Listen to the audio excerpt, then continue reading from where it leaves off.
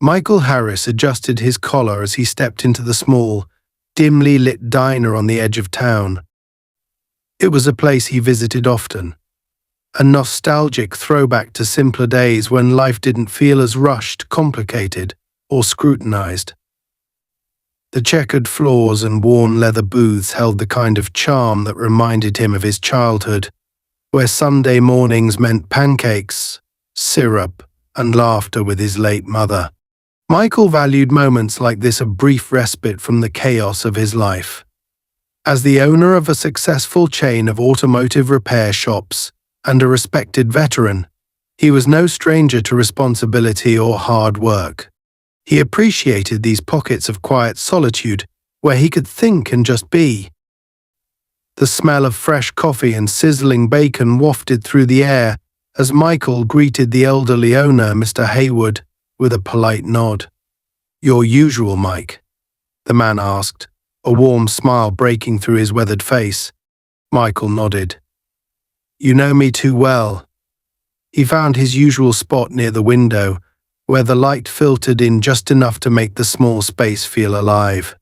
Outside, the town was waking up, cars humming by, people heading to work, and the faint sound of a dog barking somewhere in the distance. Michael had barely settled into his booth when the door jingled, signaling another customer. In walked Officer Susan Drake, her police uniform crisp but her demeanor anything but welcoming. She was a regular in the area, often seen patrolling the streets or stopping by the diner for a quick coffee. But Susan was known for more than her dedication to the job. She had a reputation, one that whispered of a quick temper, a disdain for anyone she deemed out of place, and a tendency to assert her authority in ways that often bordered on aggressive.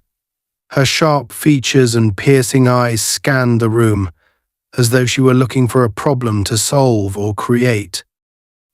Susan's mood was visibly sour as she made her way to the counter, barking her coffee order at the young waitress who barely managed to scribble it down.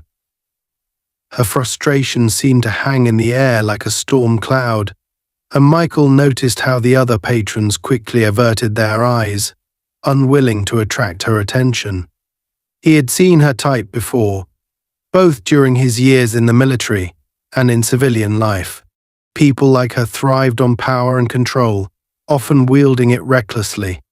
Michael returned his focus to the menu, though he already knew what he would order. But he couldn't ignore the faint tension creeping through the room. Susan's sharp voice cut through the hum of the diner as she made a comment about the slow service and how she didn't have all day. The waitress apologized profusely, her hands trembling as she hurried to prepare the order. Michael felt a flicker of irritation, but kept his expression neutral. This wasn't his fight. That changed when Susan's eyes landed on him. For a moment she stared, her brow furrowing slightly as though trying to place him or find a reason to. Michael, tall and broad-shouldered with a confident presence, often drew attention without meaning to. But it wasn't his size or demeanor that seemed to irritate Susan. It was the calm, unbothered way he carried himself, as though her presence didn't matter in the slightest. To someone like Susan, that was an affront. She took her coffee and began walking toward the booths, her boots clicking against the floor. Michael glanced up briefly, meeting her gaze, then returned to the menu. He wasn't looking for a confrontation, but he could feel it coming like a distant thunderstorm. Sure enough, Susan stopped near his table, standing just close enough to make her presence impossible to ignore. "You look real comfortable there," she said, her tone laced with sarcasm. Michael looked up again, this time holding her gaze. "I am." "Is there a problem, officer?" His voice was steady, polite, but firm. He wasn't one to be intimidated, and he wasn't about to start now. Susan's lips curled into a thin smile that didn't reach her eyes. "What brings you here?" she asked, as though the question were perfectly reasonable. "Just grabbing breakfast," Michael replied, his tone even. "Anything else?" Her eyes flicked to the window, then back to him. "You don't seem like you're from around here." Michael set the menu down and leaned back slightly, his expression calm but unreadable. "I've been coming here for years. Ask Mr. Hayward." He gestured toward the counter, where the owner was busy chatting with another customer. "I'm a regular." Susan didn't look convinced, or maybe she didn't care. "Aha," she said, crossing her arms. "And what do you do?" Michael let out a slow breath, sensing where this was heading. "I own a few businesses in town. Anything else you'd like to know?" Her eyes narrowed, and for a moment, the room seemed to hold its breath. Then, as if deciding she wasn't satisfied with his answers, Susan took a step closer. "You got some ID on you?" Michael's jaw tightened, but he didn't let it show.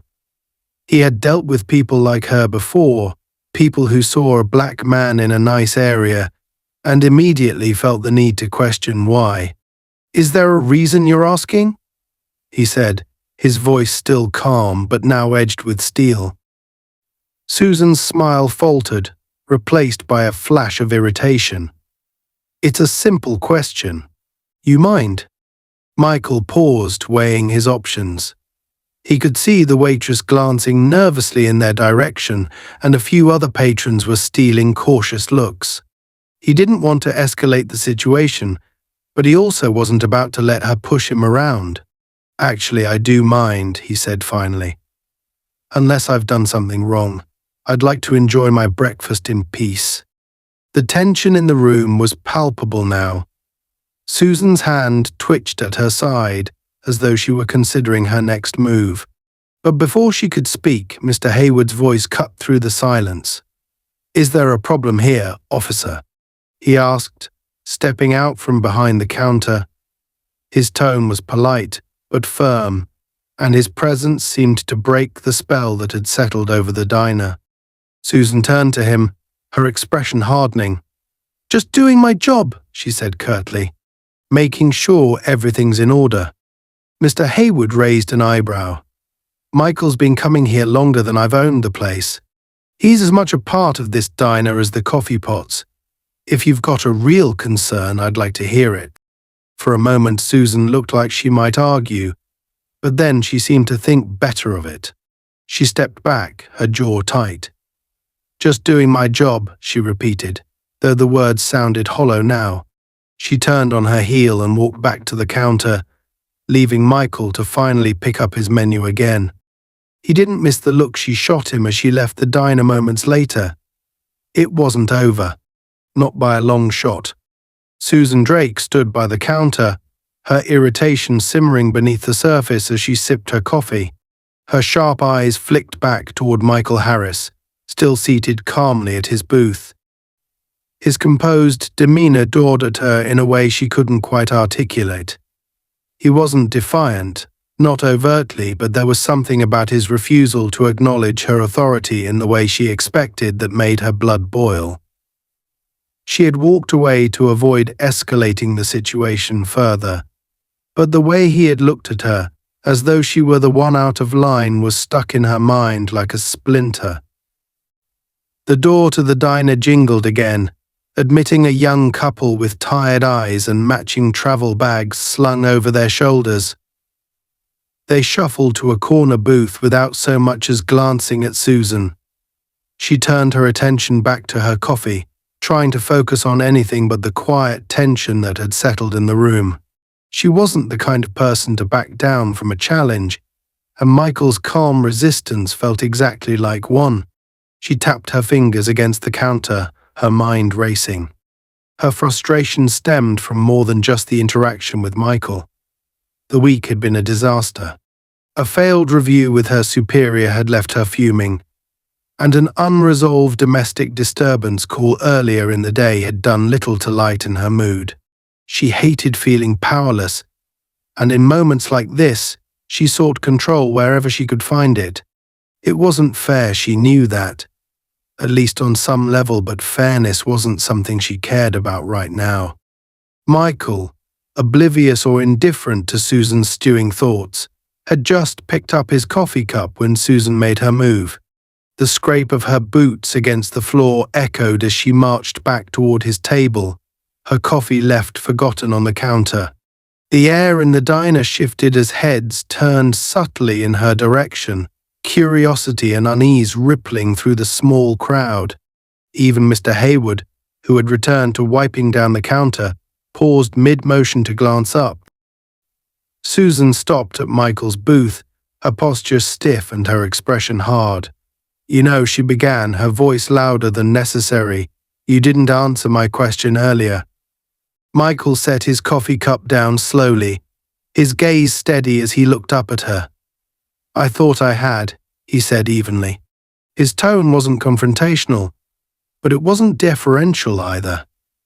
It was the kind of tone that invited escalation if someone was already inclined toward it. Susan's lips pressed into a thin line. "Let me rephrase it," she said, her voice dripping with condescension. "Do you have any business here? Or are you just sitting around waiting for someone to take notice?"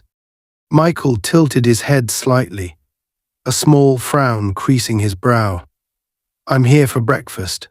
Pretty sure that counts as business in a diner." A flicker of annoyance crossed her face, and she leaned slightly forward, placing her hands on the edge of the table. "You've got a real smart mouth, don't you?" Michael didn't flinch. He didn't raise his voice or match her aggression. Instead, he leaned back in his seat, creating more space between them. "Officer, if I've done something wrong, feel free to tell me. Otherwise, I'd like to finish my coffee in peace." The calmness in his voice, the unshakable confidence in his demeanor, it was like gasoline on a fire. Susan felt her temper flare, and before she could think better of it, she grabbed the coffee cup from his table and tipped it forward. The dark liquid spilled out, splashing across the table and soaking into the napkin Michael had placed beside his plate. The diner went silent. Michael stared at the puddle of coffee spreading across the table, his jaw tightening. He didn't move to clean it up, didn't look at Susan immediately. Instead, he let the moment stretch, the tension thick enough to cut with a knife. Finally, he raised his eyes to meet hers, and for the first time there was a flicker of anger in his gaze. "That," he said quietly, "was unnecessary." Susan's lips twitched into a thin, humorless smile. "Was it? Or maybe you needed a little reminder about who you're dealing with." The silence in the diner grew heavier. Michael's fingers flexed against the edge of the table, but he didn't rise to the bait. Instead, he exhaled slowly through his nose and leaned back, crossing his arms over his chest.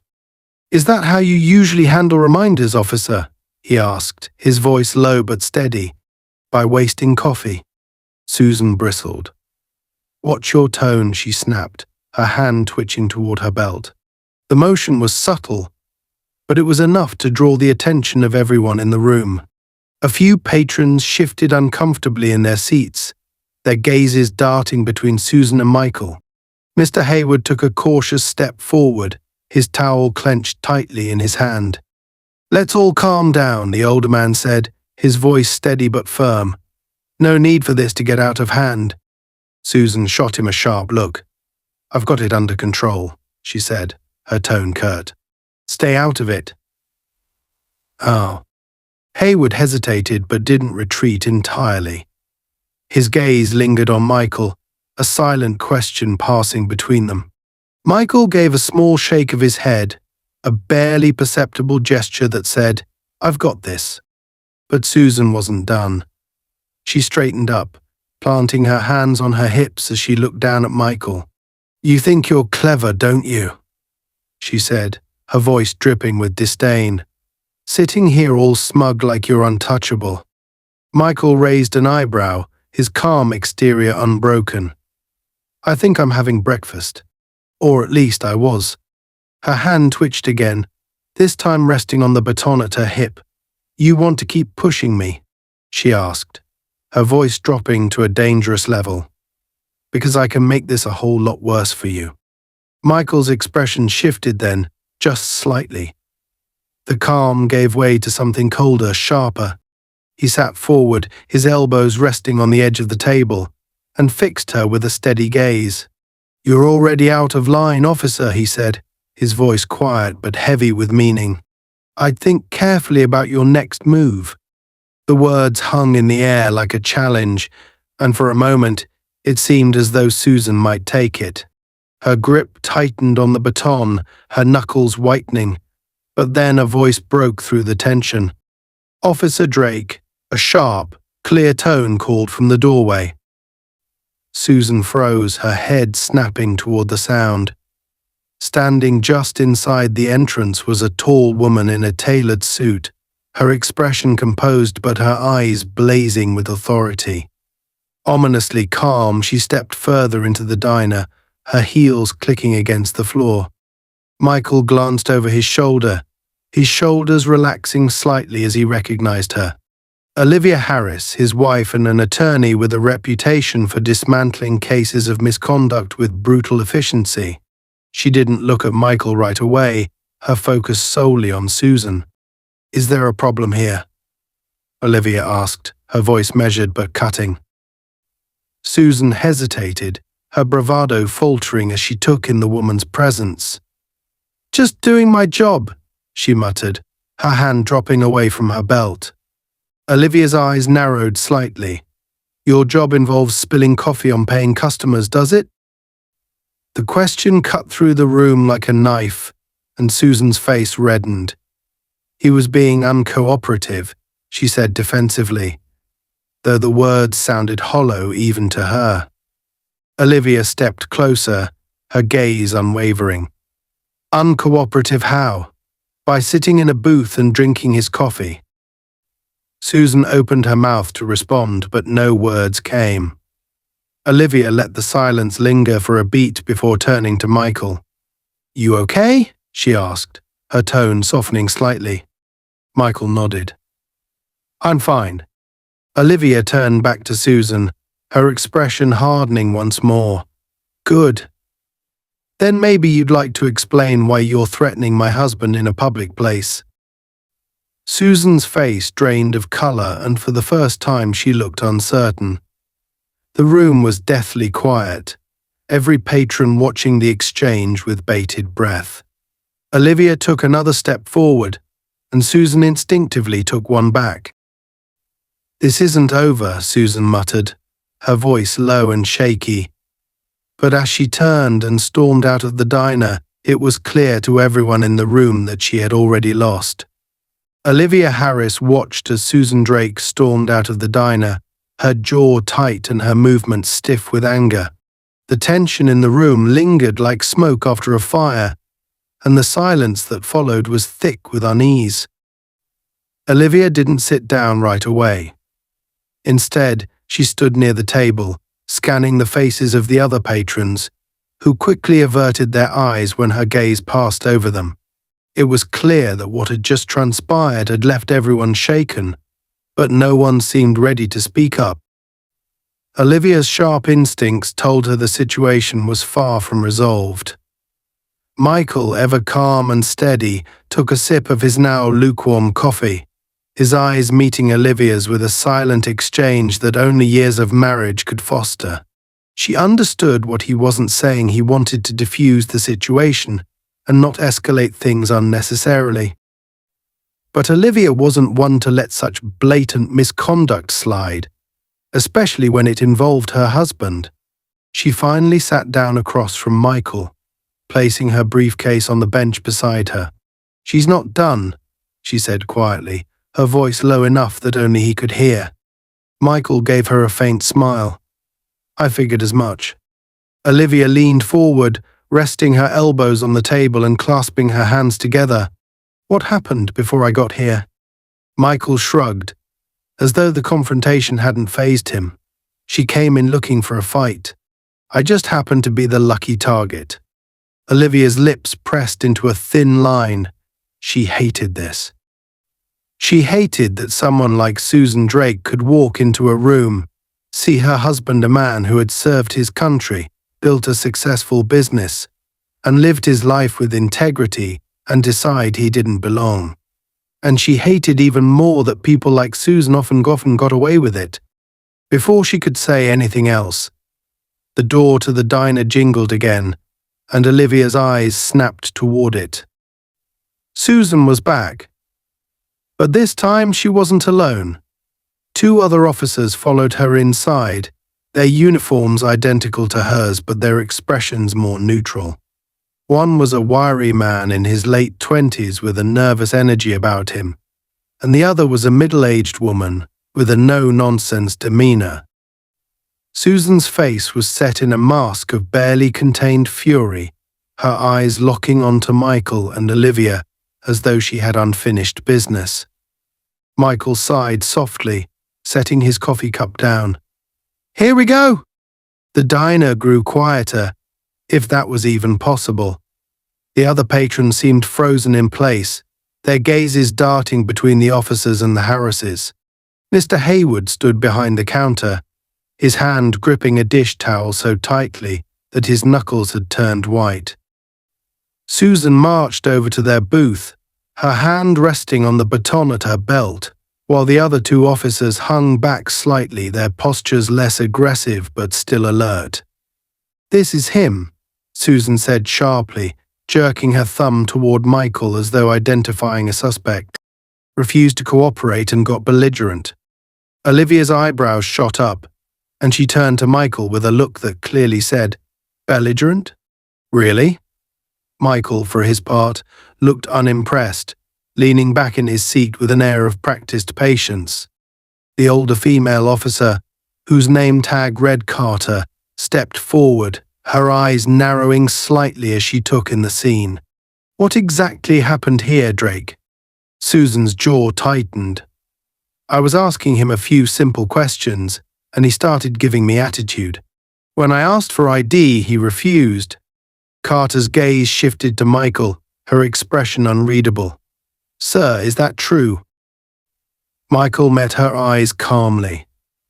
"I told her I was here for breakfast and that I didn't see the need to show ID when I hadn't done anything wrong." Carter nodded slowly, her gaze flicking back to Susan. And then he got mouthy," Susan snapped. "Started acting like he owned the place." Olivia's eyes narrowed, and she opened her mouth to respond, but Michael spoke first. "I told her I'd like to finish my coffee in peace. That's about as mouthy as I got." The younger officer, whose name tag read Reynolds, shifted uncomfortably, his gaze darting between Susan and Carter. It was clear he wasn't entirely convinced by Susan's version of events, but he also wasn't about to openly contradict her. Carter, however, seemed more skeptical. She crossed her arms, her sharp eyes studying Susan with a look that suggested she wasn't entirely buying what her colleague was selling. "Drake," Carter said evenly, "did you spill this man's coffee?" Susan's face flushed. It wasn't intentional." Olivia let out a soft, incredulous laugh. "Unintentional. You picked up his cup and poured it out in front of half the diner." Carter's gaze snapped to Olivia, her expression hardening slightly. "And you are?" "Olivia Harris," she said, her tone cool and measured. "Federal prosecutor. And this is my husband, Michael Harris.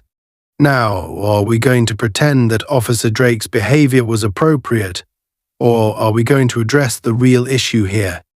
Reynolds' eyes widened slightly, and even Carter seemed momentarily taken aback. Susan, however, looked furious. "I was doing my job," she snapped. "This guy was acting suspicious, and I had every right to question him."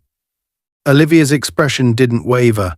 "Suspicious how? Sitting in a booth and drinking coffee." Susan opened her mouth to respond, but Carter held up a hand, cutting her off. "That's enough, Drake."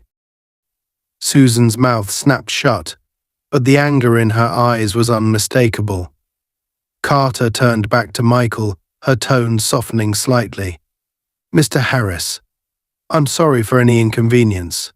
We'll make sure this doesn't happen again." Michael nodded politely. "Appreciate that." But Olivia wasn't done. "Not so fast," she said. her voice slicing through the air like a blade. My husband may be willing to let this go, but I'm not. Officer Drake clearly has a problem with overstepping her authority, and I'm not about to let her walk away without accountability. Carter's expression tightened. Mrs. Harris, I understand your frustration, but we'll handle this internally. Internally, Olivia repeated, her tone dripping with skepticism. That's code for sweeping it under the rug, isn't it? Ma'am, Reynolds began, but Olivia cut him off with a sharp look. This isn't the first time I've dealt with someone like Officer Drake, Olivia said, her voice rising slightly. And I've seen how these situations play out when they're handled internally. She's going to continue abusing her power until someone puts a stop to it. Carter's jaw clenched, but she didn't respond immediately. Instead, she turned to Susan, her expression hard. Drake, go wait outside. What? Susan barked, her eyes widening. You can't be serious. Now, Carter said sharply, her tone leaving no room for argument. Susan glared at her, then at Michael and Olivia, before spinning on her heel and storming out of the diner. The tension in the room seemed to ease slightly with her departure, but Olivia wasn't satisfied. You need to do more than send her outside, Olivia said, her voice firm. That woman is a liability. Carter sighed, pinching the bridge of her nose. Mrs. Harris, I understand your concerns, and I assure you we'll address this. But I can't have this conversation here. Then where? Olivia challenged. Because I'm not letting this go. Michael reached over and placed a hand on hers, his touch grounding her. Olivia, he said softly, let it go for now. She looked at him, her frustration clear, but after a moment she nodded reluctantly. Carter took that as her cue to leave, motioning for Reynolds to follow her. As they exited the diner, Olivia exhaled sharply, leaning back in her seat. This isn't over, she said, more to herself than to Michael. Michael gave her a small, reassuring smile. I know. But for now, let's just finish breakfast. Olivia didn't respond immediately. Instead, she glanced toward the window, where Susan was pacing angrily outside, her expression a storm of fury and frustration. Olivia's jaw tightened. She wasn't sure how, but she knew this wasn't the end of the confrontation. Susan wasn't the type to back down quietly, and neither was she. The air outside the diner felt heavier than it should have, a strange mix of tension and foreboding that hung like a storm cloud waiting to burst. Olivia Harris sat across from her husband, Michael, watching through the window as Officer Susan Drake paced angrily back and forth. Her movements were stiff and agitated, her hands twitching at her sides as though she were physically restraining herself from storming back in and reigniting the confrontation. Olivia tapped her fingers lightly on the table, her mind racing. She could see this situation spiraling further, and the question wasn't if but when. Michael, ever the calm presence, took another sip of his coffee, now cold and unappealing, but he didn't seem to mind. She's not going to let this go, he said finally, his voice steady but low, so only Olivia could hear. Olivia's lips pressed into a thin line. I know, she replied. Her voice carried an edge now, the controlled tone of someone who was calculating the next move. But neither will I. Michael studied her for a moment, his expression unreadable. He admired her determination, always had, but he also knew her tendency to escalate when her sense of justice was triggered. You don't need to fight every battle, Liv. Her eyes snapped to his, sharp and unrelenting. This isn't just about us, Michael. It's about what she represents.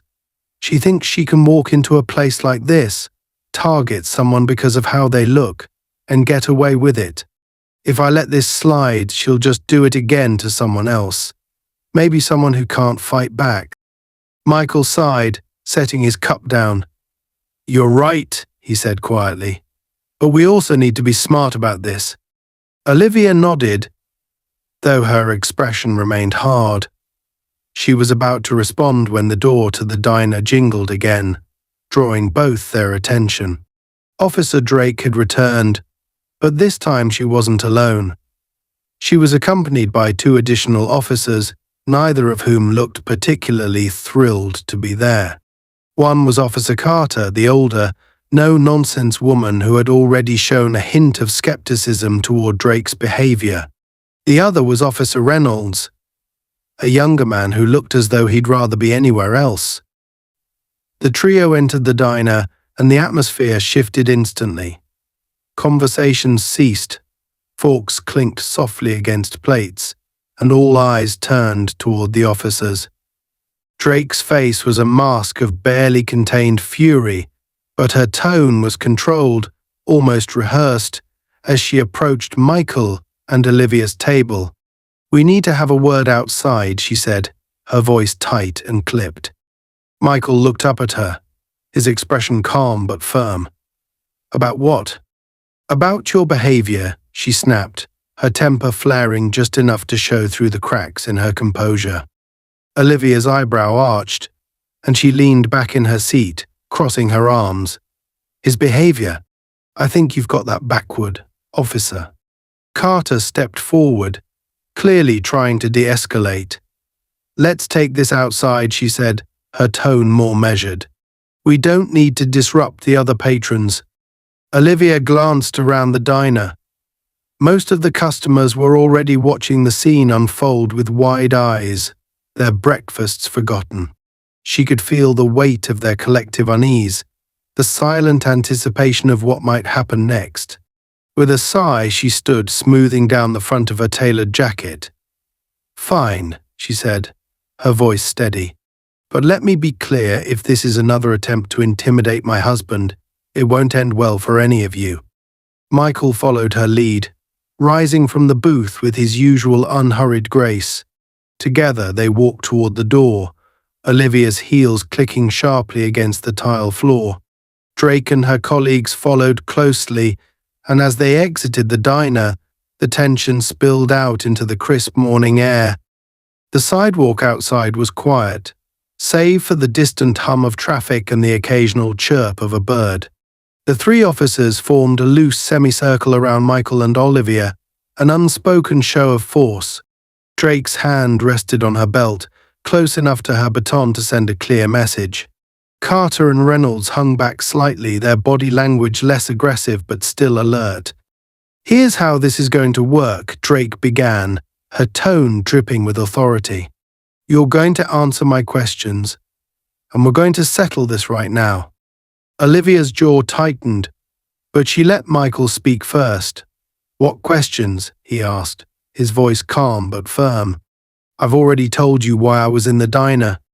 "That's not good enough," Drake shot back. "I want to know why you were acting suspiciously, why you refused to show ID, and why you think you can get away with disrespecting a police officer." Michael's eyes narrowed slightly, though his composure remained intact. "Acting suspiciously," he repeated. "Sitting at a table and drinking coffee is suspicious now." Drake took a step closer, her posture stiff and imposing. "Don't play games with me." Olivia's voice cut through the air like a blade. "Enough," she said sharply, stepping between Drake and her husband.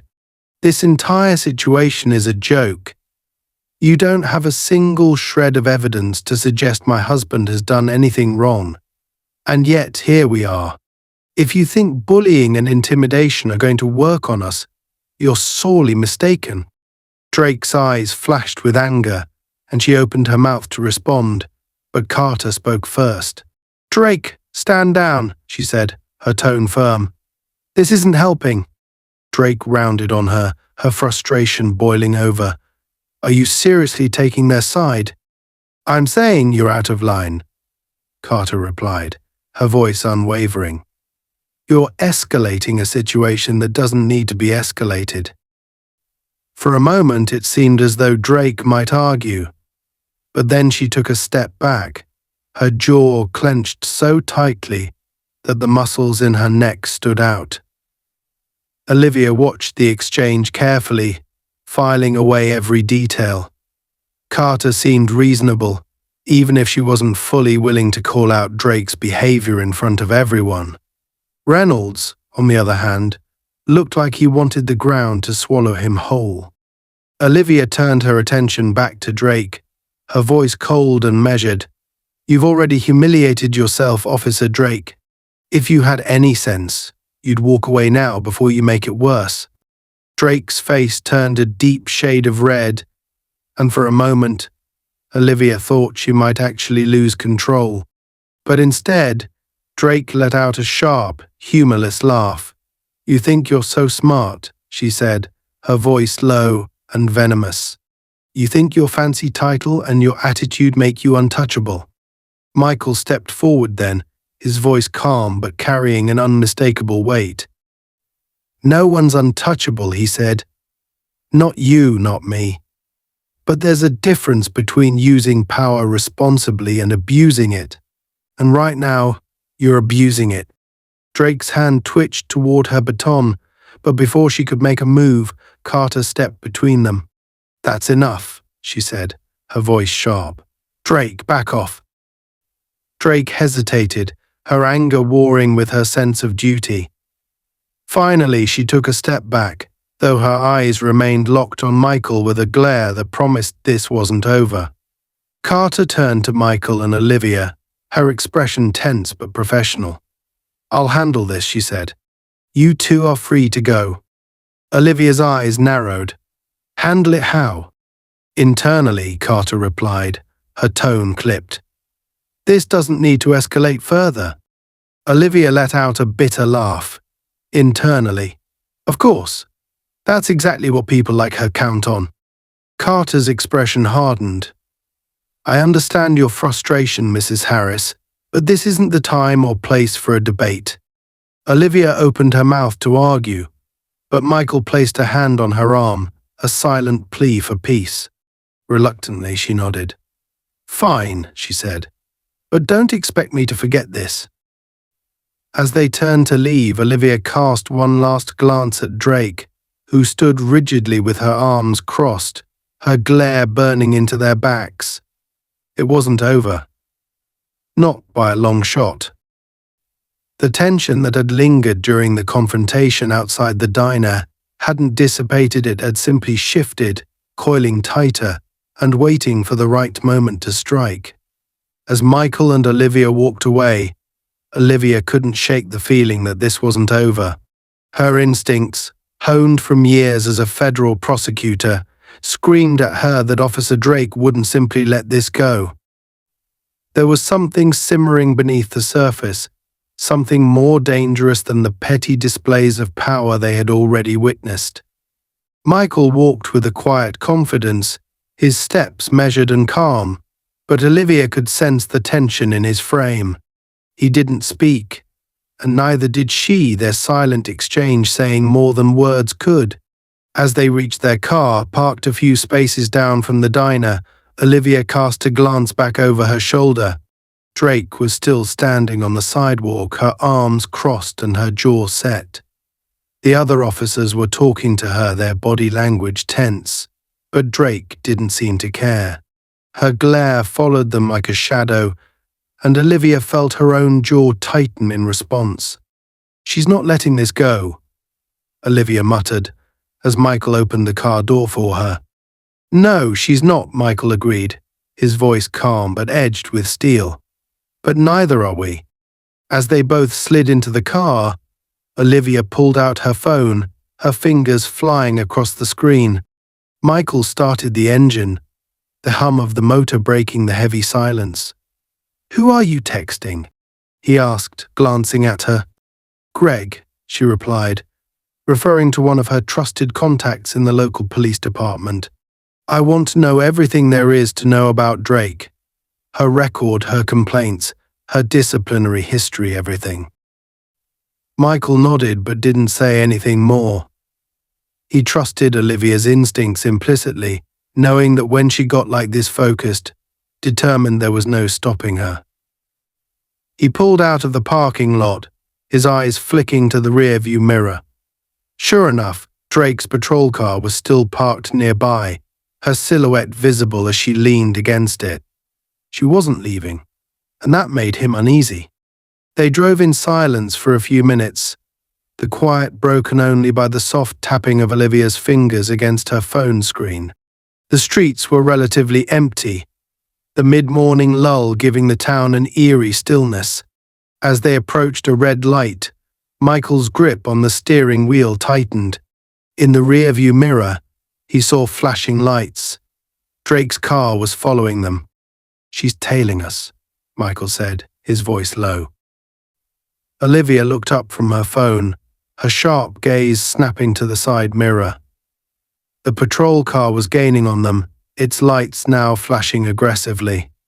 "Unbelievable," she muttered, her tone sharp with frustration. "She's really trying to push this." Michael pulled over to the side of the road, his movements calm and deliberate. He placed both hands on the steering wheel and took a deep breath. "Let's see what she wants now." Olivia didn't respond, but her fingers tightened around her phone. She was already recording, the camera angled discreetly to capture the approaching officer. They both knew what was coming, but neither of them was willing to make it easy for her. Drake approached the car with heavy, purposeful steps, her hand resting on the butt of her baton. She stopped just outside Michael's window, her face twisted into a mask of authority and barely restrained anger. She knocked on the glass sharply, the sound echoing in the quiet street. Michael rolled down the window, his expression calm but firm. "Officer," he said evenly, "is there a problem?" "You bet there is," Drake snapped. "Step out of the car. Both of you." Olivia's eyes narrowed. "On what grounds?" she demanded, her tone cutting through the air like a whip. Drake's eyes flicked to her, the anger in them flaring visibly. "I don't have to explain myself to you. Now step out of the car." Michael didn't move, his hands still resting on the wheel. "With all due respect, officer, we have the right to know why you're stopping us." "You're obstructing justice," Drake said, her voice rising. "Now get out, or I'll drag you out myself." Olivia let out a sharp, humorless laugh. "Obstructing justice? That's rich. You have no probable cause, no justification, and no authority to make this stop. So, unless you want to add unlawful detainment to your growing list of violations, I suggest you step back." Drake's face turned an alarming shade of red, and for a moment it seemed as though she might lose control completely. But then she stepped back, pulling out her radio. "Back up," she barked into it. "I need backup at my location. Non-compliant individuals." Olivia's jaw tightened, and she turned to Michael. "Stay in the car," she said firmly. Then, before he could protest, she opened her door and stepped out, her heels clicking sharply against the pavement. Drake rounded on her immediately, her hand now fully gripping her baton. "Get back in the car," she shouted. Olivia didn't flinch. Instead, she squared her shoulders, her gaze cold and unyielding. "No. I'm done letting you play your little power games. You want to escalate this? Fine. Let's escalate." Drake hesitated, caught off guard by Olivia's defiance. But the hesitation was brief, and her anger quickly returned. "You think you're untouchable because you're some big shot lawyer," she sneered. "Newsflash, out here you're just another citizen. And you're just another overzealous cop who doesn't know when to back down," Olivia shot back. "You're out of your depth, Drake. You're making decisions you're not prepared to handle, and when this blows up in your face, you'll have no one to blame but yourself." Drake took a step closer, her baton now partially drawn. "Is that a threat?" Olivia didn't move, didn't flinch. "It's a promise." The tension between them crackled like electricity, and for a moment it seemed as though the situation might spiral out of control. But then the sound of another car approaching broke the silence. A second patrol car pulled up behind Drake's, and two more officers stepped out. One of them was Officer Carter. Carter's face was a mask of irritation as she approached the scene, her sharp eyes taking in the situation with practiced efficiency. "What's going on here?" she demanded, her tone leaving no room for argument.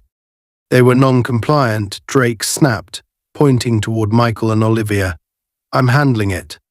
"No, you're not," Carter said bluntly. She turned to Olivia, her expression softening slightly. "Mrs. Harris, I apologize for this. I'll handle it from here." Olivia didn't back down, her eyes still locked on Drake. "She needs to be off the force," she said coldly. "She's a danger to everyone around her." Carter's jaw tightened, but she nodded. "I understand, and I'll make sure this is addressed properly." Drake's face twisted with rage. "You can't be serious. You're taking their side." "I'm taking the side of the law," Carter shot back. "And right now you're breaking it." Drake opened her mouth to argue, but Carter silenced her with a sharp glare. "Enough. Hand me your badge and gun." The command hit like a thunderclap, and for a moment Drake looked as though she might refuse. But then, slowly, she unhooked her badge and her holster, slamming them into Carter's outstretched hand. "This isn't over," she spat, her voice trembling with rage. "No, it's not," Olivia said quietly. "But it's over for you." As Drake stormed back to her car, the tension in the air began to dissipate. Carter turned back to Michael and Olivia, her expression weary but resolute. "I'll make sure this doesn't happen again," she said. "It better not," Olivia replied, her voice sharp. Michael finally stepped out of the car, his calm presence grounding the moment. "Let's go," he said softly to Olivia. She nodded, slipping her phone back into her bag as they returned to the car. As they drove away, Olivia let out a long breath, her tension finally easing.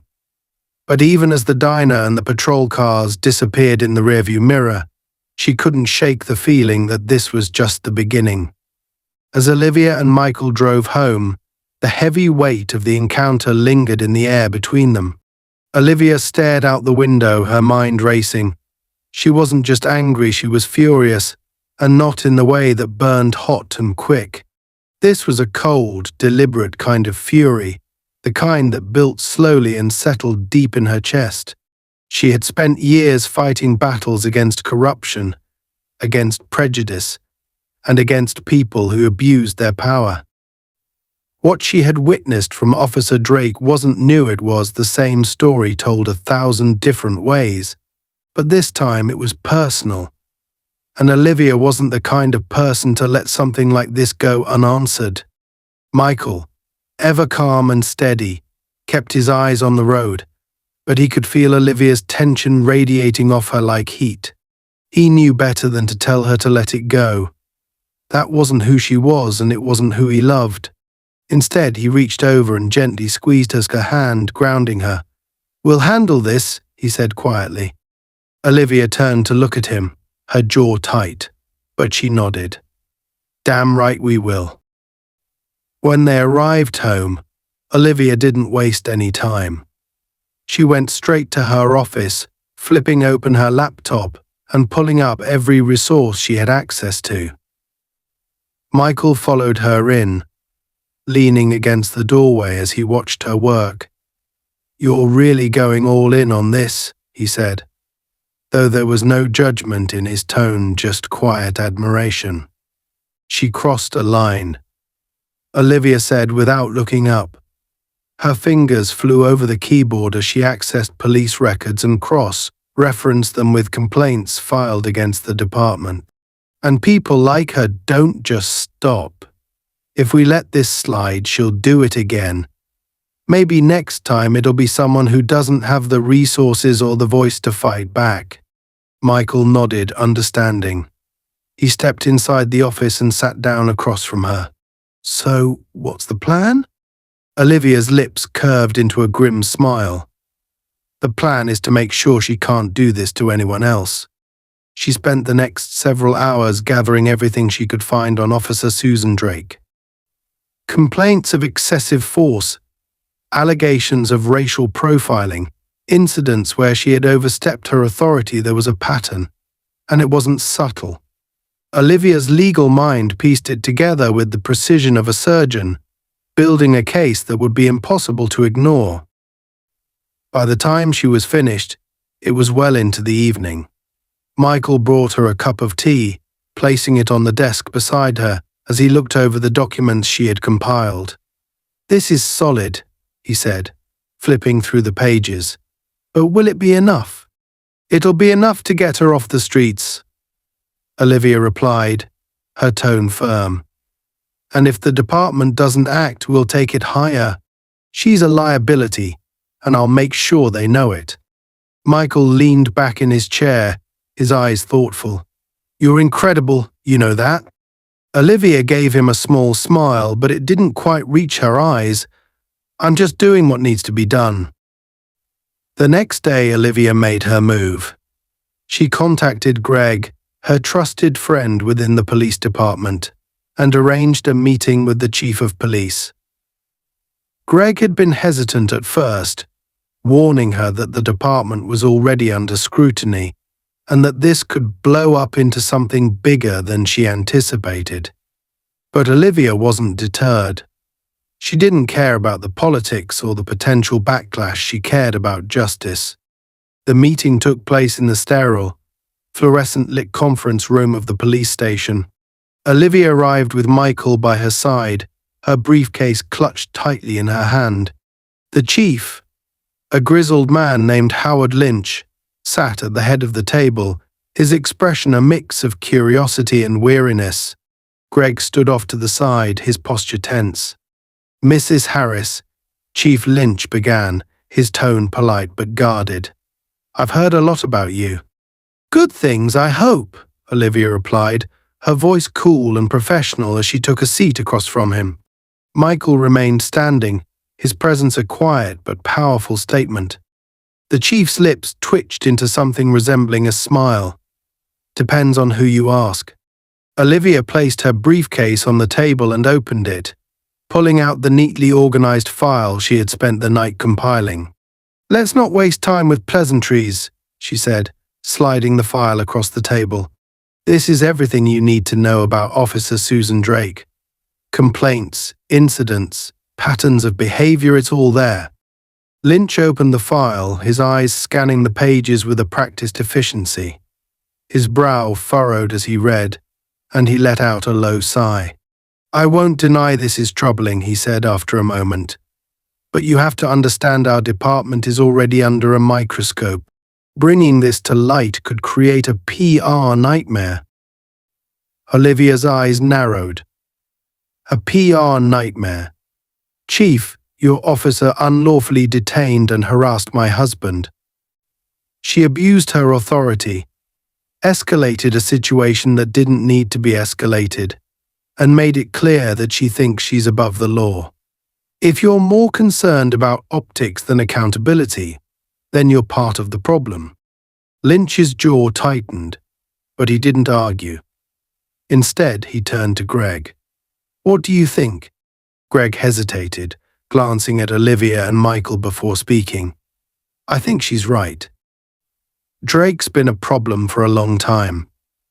We've ignored it because it was easier than dealing with the fallout, but it's catching up to us. If we don't act now, it's only a matter of time before something worse happens." Lynch leaned back in his chair, his gaze shifting between the file and Olivia.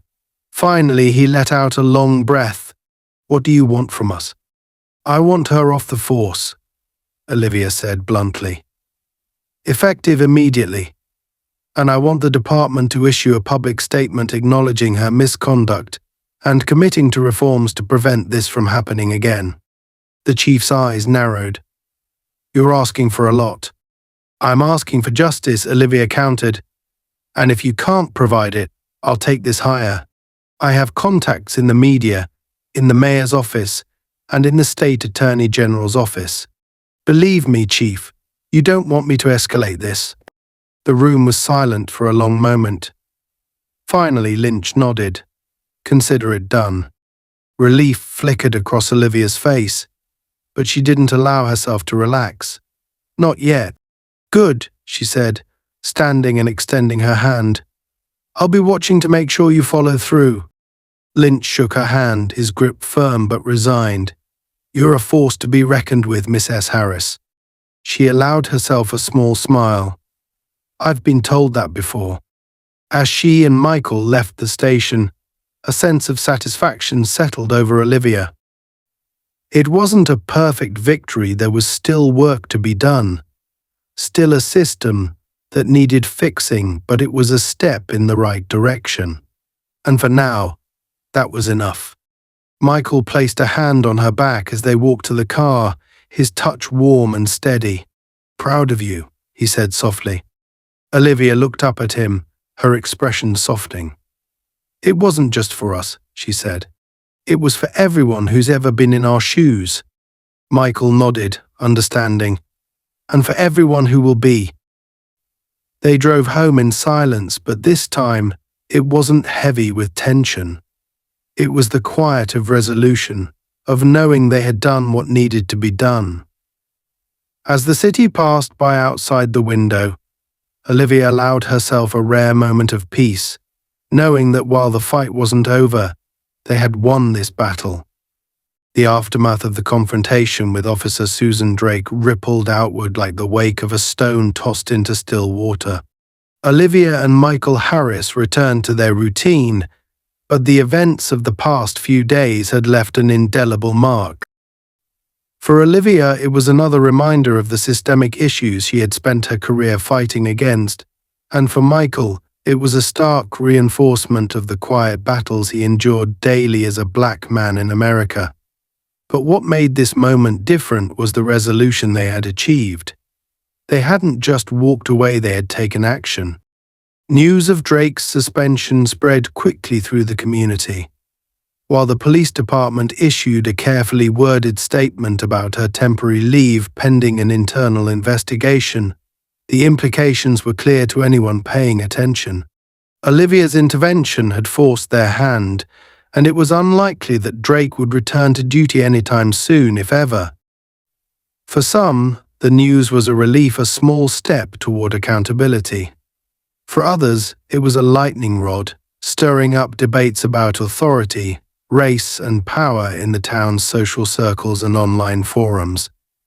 Michael had always preferred to keep a low profile, but the situation thrust him into the spotlight. The story of what had happened at the diner began to circulate, first as whispers and then as a full-blown discussion across the town. The patrons who had witnessed the confrontation couldn't keep quiet, sharing their versions of events with neighbors, friends, and anyone who would listen. Some even praised Michael for his calm demeanor and restraint in the face of blatant provocation. Others, emboldened by his actions, began sharing their own stories of interactions with Drake, painting a picture of an officer who had long abused her power without consequence. One afternoon, about a week after the incident, Michael returned to the diner alone. He hadn't told Olivia where he was going, but he felt a pull to revisit the place where it had all started.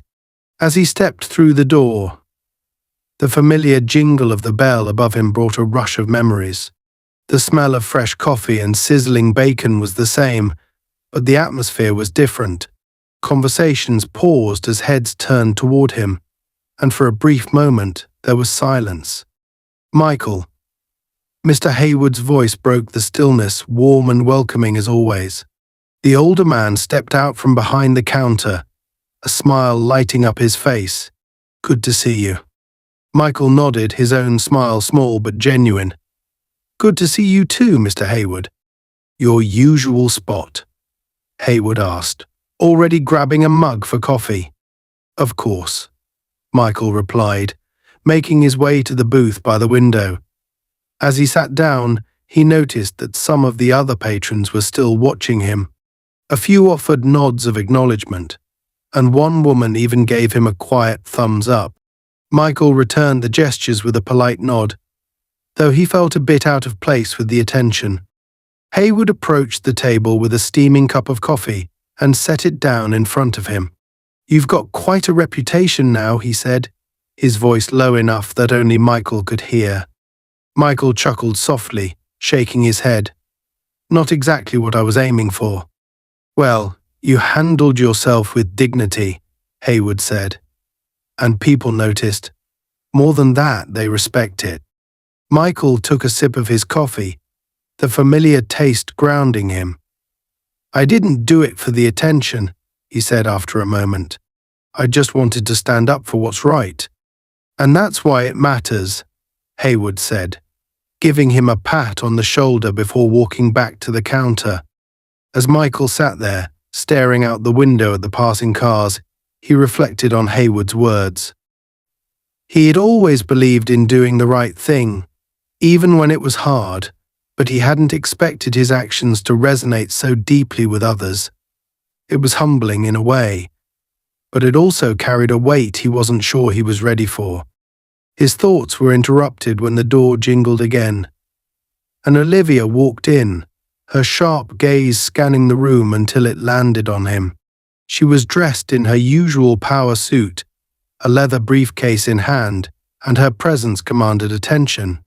Michael smiled as she made her way to his booth, sliding in across from him. "I didn't think you'd be here," she said, her tone teasing. "Needed some time to think," Michael replied. "And the coffee here is still the best." Olivia smirked. "You're not wrong." They sat in comfortable silence for a few moments, sipping their coffee and watching the world go by outside. Finally, Olivia spoke, her voice softer than usual. "I heard from Greg this morning." Michael raised an eyebrow. "And? Drake's resignation is official," Olivia said. "She's done." Michael let out a long breath, nodding slowly. "Good. She shouldn't be in a position to hurt anyone else." "There's more," Olivia added, her tone growing serious. "The department's launching a review of its practices. Greg said your case was the tipping point, but they've been under pressure for a while now. This could lead to some real changes." Michael didn't respond immediately, his gaze fixed on the swirling coffee in his cup. "Do you think it'll make a difference?" he asked finally. "It's a start," Olivia said. "Change doesn't happen overnight, but it has to start somewhere. And you were part of that start." Michael looked up at her, his expression thoughtful. "We were," he corrected. "I couldn't have done this without you." Olivia reached across the table, taking his hand in hers. "That's what we do," she said with a small smile. "We fight for what's right together." As they finished their coffee, Olivia glanced around the diner, noticing the subtle but significant shift in the atmosphere. People seemed more relaxed, more open. It was a small thing, but it felt meaningful. The events of the past week had left a mark, not just on them but on the community as a whole. Before they left, Mr. Haywood approached their table again, holding something in his hands. "I wanted to give you this," he said, placing a small plaque on the table. Michael picked it up, reading the inscription. It was simple but powerful, "To those who stand for justice, even when it's hard." Michael looked up at Haywood, his expression touched. "Thank you." "No," Haywood said, his voice firm. "Thank you."